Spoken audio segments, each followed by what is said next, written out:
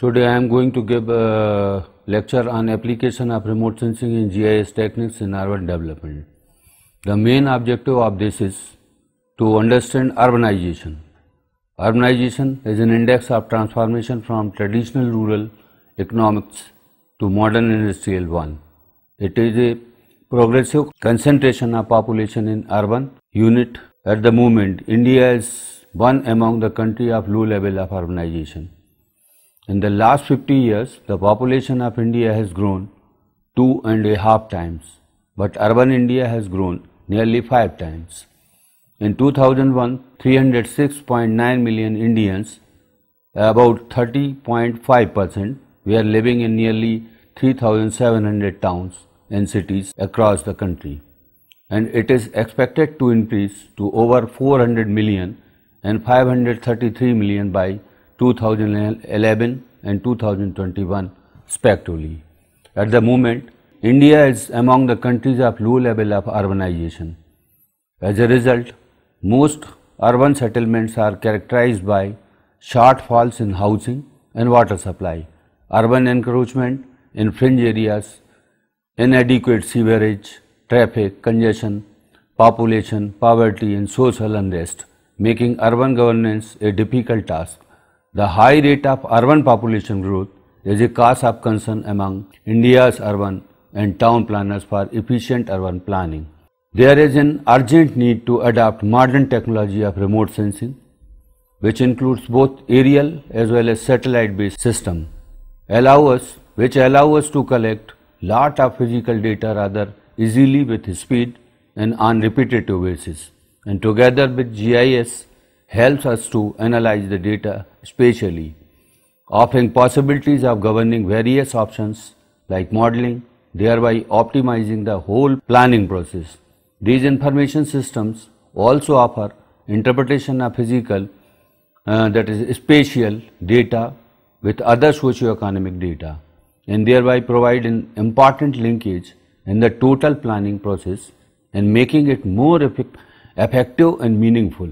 Through this lecture, we are going to experience using remote sensing and GIS capabilities for planning studies. The core issue in this topic is how to use remote sensing and GIS capabilities for establishment of the data which will be used for planning studies, which have evolved over the period. This technology briefly introduced and elaborated on the project called Structural Plan Follow-up Project.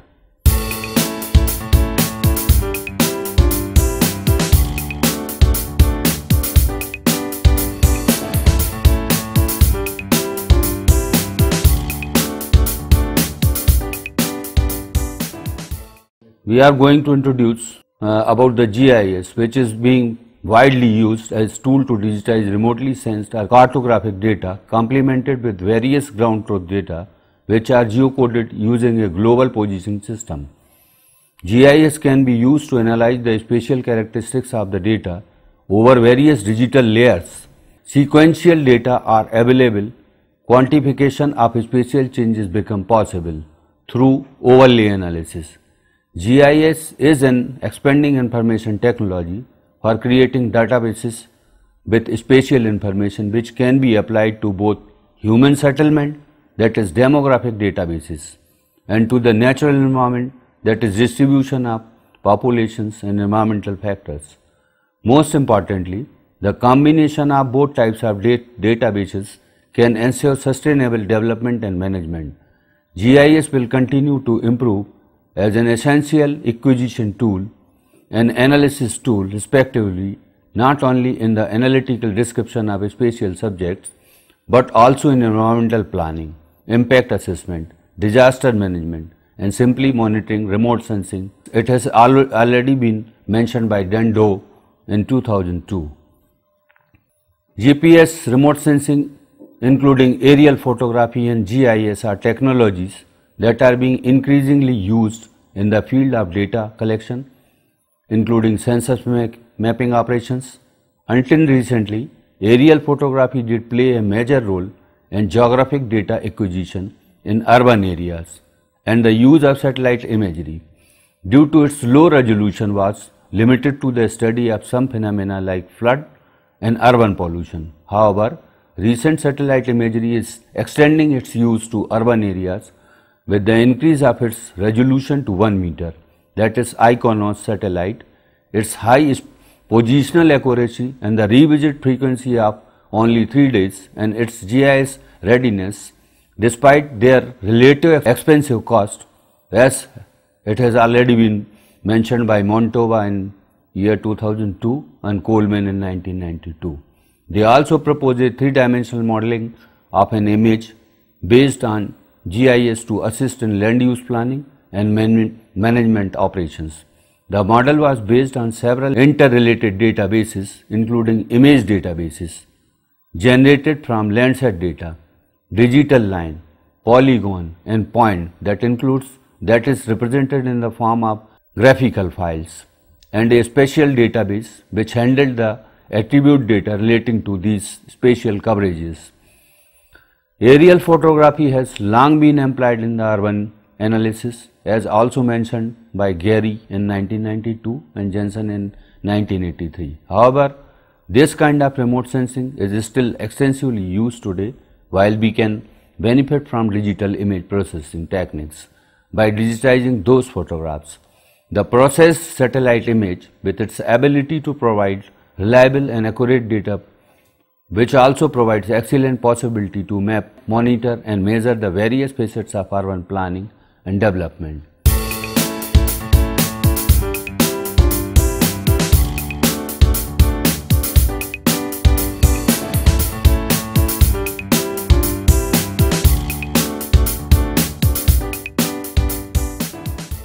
The urban is a compound system of human and nature. It also a high dense geographical synthesis of population, resources, environment and so on. As one of the sign of civilization and social progress, the city's effects on natural politics, economics, agriculture, which become prominent increasingly. In other words, the urbanization level is a significant parameter to measure a country's extent of civilization, social progress and economic. So it is very important to make reasonable and fit urban planning and management. This was also mentioned by Fan Manbing in 2006. According to the urban development, aims and urban planning constitutes the urban character, scale and development direction, which makes use of the urban land reasonably. Urban planning relates to politics, economics, social, technology, art and comprehensive domain of human life.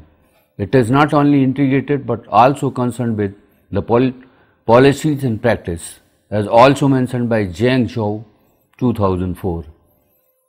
The primary phase of urban planning is present situation investigation. In the past, it also consumed a lot of labor force and material and money. The result was not timely and exact. Nowadays, the remote sensing technology can be used to investigate urban terrain, physiography, lake, plants, sites, traffic, land utilization and building distribution quickly. As a main method to obtain and update urban geometric information and some attribute information, the remote sensing technology is quick, exact and economical, as also mentioned by Zhou Zhenhua in 2005. However, India's urbanization is often termed as over-urbanization, pseudo-urbanization, because not due to urban pull but due to rural push. The push factors like population growth and unemployment etc. that relate to demographic factor, and pull factors like opportunities, that is economic factor in the urban area. Globalization, liberalization, privatization are addressing negative process for urbanization in India. The big cities attained inordinately large population size, leading into virtual collapse in the urban services and followed by basic problem in field of shortfalls in housing and water supply, inadequate severages, traffic congestion, pollution, poverty and social unrest, making urban governance a difficult task. For this, the Government of India has taken an important initiative to strengthen municipal governance, like the enhancement of the Constitution. That Constitution is 74th Amendment Act CAA 1992. The 74th Constitutional Amendment Act CAA 74 mandates compulsory reconstitution of municipal bodies within a stipulated time frame, thus ensuring continuity of local representatives. The 12th Schedule, Article 243W of the CAA 74 has listed 18 functions and responsibilities to local bodies, which are: number 1, urban planning including town planning; number 2, regulation of land use and construction of building; number 3, planning of economic and social development; number 4, roads and bridges; number 5, water supply for domestic, industrial and commercial purposes; number 6, public health, sanitation and conservancy and solid waste management; number 7, fire services; number 8, urban forestry protection of the environment and promotion of ecological aspect; number 9, safeguarding the interests of weaker section of society including the handicapped and mentally retarded; number 10, slum improvement and upgradation; number 11, urban poverty alleviation; number 12, provision of urban amenities and facilities such as parks, gardens and playgrounds; number 13, promotion of culture, educational and aesthetic aspects; number 14, burials and burial grounds, cremation grounds and electric crematorium; number 15, cattle pounds, prevention of cruelty to animals; number 16, vital statistics including registration of birth and death; number 17, public amenities including street lighting, parking lots, bus stops and public conveyances; regulation of slaughterhouses and tanneries. Importantly, the 12th Schedule of CAA 74 expressly recognizes a role for the ULBS within the constitutional framework and provides devolution of financial powers from the state government for strengthening of municipal finances. The CAA 74 also provides for constitution of ward committees in municipalities with a population of more than 3 lakhs, metropolitan planning committees and district planning committees for consolidation and preparation of plans of spatial, economic and social development. From a top-down approach, the emphasis has thus shifted to the bottom-up approach. In view of the challenges facing by ULBS, the planners have to prepare themselves for a new role and much wider responsibilities.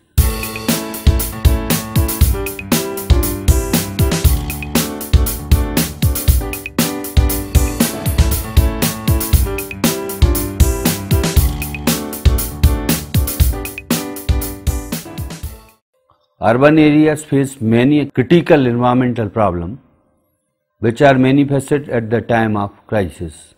To avoid such occurrences, the prime requirement is quantification of resource potentiality and its availability and consumption in the urban areas, which requires a comprehensive urban information system UIS to be developed to cater the development needs of the growing urban areas. Thematic map preparation from satellite data using visual interpretation techniques. Generation of spatial framework in GIS environment for perspective and development plans. Integration of thematic maps using GIS techniques for urban sprawl analysis and urban land use change analysis. Area required for urbanization will be determined on the basis of population projection of the city and its growth centers, calculation of land requirement for urban development based on the carrying capacity of the region, projection of urban land suitability analysis, urban environmental sensitivity analysis based upon both physical as well as air quality parameters, determination of composite functionality index to set up various amenities such as educational, medical, recreational, etc.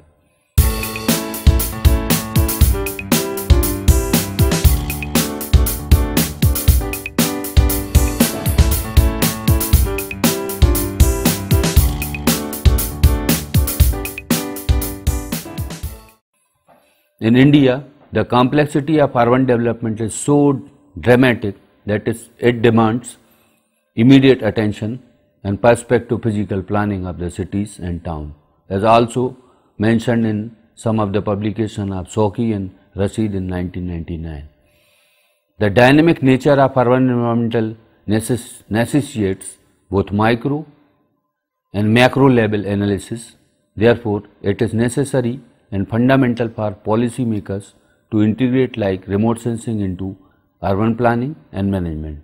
Traditional approaches and techniques designed for towns and cities may prove to be inadequate tools when dealing with metropolis. New approaches are required and new methods must be incorporated into current practice. Until recently, map and land survey records from the 1960s and 70s were used for urban studies, but now the trend has shifted to using digital multispectral images acquired by Earth Observatory Systems (EOS) and other sensors. The trend toward using remotely sensed data in urban studies began with the first generation satellite sensor such as Landsat multispectral scanner and vast wide augmentation services given impetus by a number of second generation satellite, Landsat Thematic Mapper, Enhanced Thematic Mapper Plus and Spot High Resolution HRB. The recent advent of a third generation of very high spatial resolution, that is 5 meter per pixel. Satellite sensor is stimulating. The high resolution PAN and LIS-3 merged data can be used together effectively for urban applications. Data from IRS-P6 satellites with sensors on board, especially LIS-4, mono and multispectral MX with 5.8 meter per pixel. Spatial resolution is very useful for urban studies. Advancement in the technology of remote sensing has brought miracle in the availability of the higher and higher resolution satellite imageries. They are IRS-P6 ResourceSat imagery with 5.8 meter resolution in multispectral mode, IRS-1D PAN image with 5.8 meter resolution, Cartosat-1 imagery of 2.5 meter resolution with stereo capabilities, Cartosat-2 with 1 meter Iconos imagery of space imaging with 4 meter in multispectral mode and 1 meter in panchromatic mode. QuickBird imagery of digital globe with 61 cm resolution in panchromatic mode and so on. These high resolutions of the sensor provide a new methodology in the application with newly raised technical restrictions. Apart from cartographic applications, P6 data will be useful in cadastral mapping and updating terrain visualization generation of a national topographic database, utilities, planning and other GIS applications needed for urban areas. The satellite will provide cadastral level information up to a 1:5000 scale and will be useful for making 2.5 meter contour map. That has also been mentioned by NRSA in year 2005. The output of remote sensing is usually an image representing the scene being observed. Many further steps of digital image processing and modeling are required in order to extract useful information from the image. Suitable techniques are to be adopted for a given theme depending on the requirement of the specific problem. Since Remote sensing may not prove all the information needed for a full-fledged assessment. Many other spatial attributes from various sources are needed to be integrated with remote sensing data. The integration of spatial data and their combined analysis is performed through GIS techniques. It is a computer-assisted system for capture, storage, retrieval, analysis and display of the spatial data and non-spatial attribute data. The data can be derived from alternative sources such as survey data, geographical, photographical, aerial maps or archived data. Data can be in the form of locational data such as latitude, longitudes or tabular, that is attribute data. GIS technologies are playing an increasing role in facilitating integration of multi-layer spatial information with statistical attribute data to arrive at alternative development scenarios. Application of remote sensing technology can lead to innovation in the planning process in various ways. Number 1, digitization of planning base maps and various layout plans has facilitated updating of base maps wherever changes have taken place in terms of land development, etc. Digital map provide flexibility as digital maps are scale free. Superimposition of any two digital map which are on two different scales is feasible. This capability of digital image facilitates insertion of fresh survey of or modified maps into existing base maps. Similarly, superimposition of revenue maps on base maps with reasonable accuracy has great advantage compared to manually done jobs.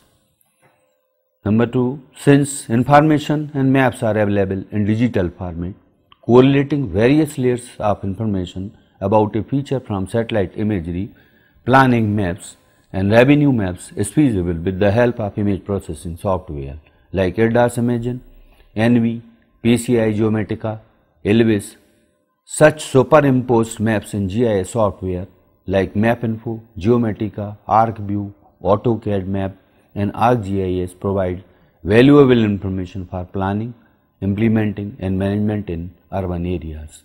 And point 3, remote sensing techniques are extremely useful for change detection analysis and selection of sites for specific facilities such as hospital, restaurants, solid waste disposal and industry. An attempt has been made to explain the potential of remote sensing in base mapping and land use and land cover mapping, urban change detection and mapping, urban infrastructure and utility mapping, urban population estimation and management, aerial photography and satellite data in urban studies. Aerial photographs have long been employed as a tool in urban analysis, as was also mentioned in Jensen 1983 and Gary 1992. In India, city planning has been largely confined to aerial photography.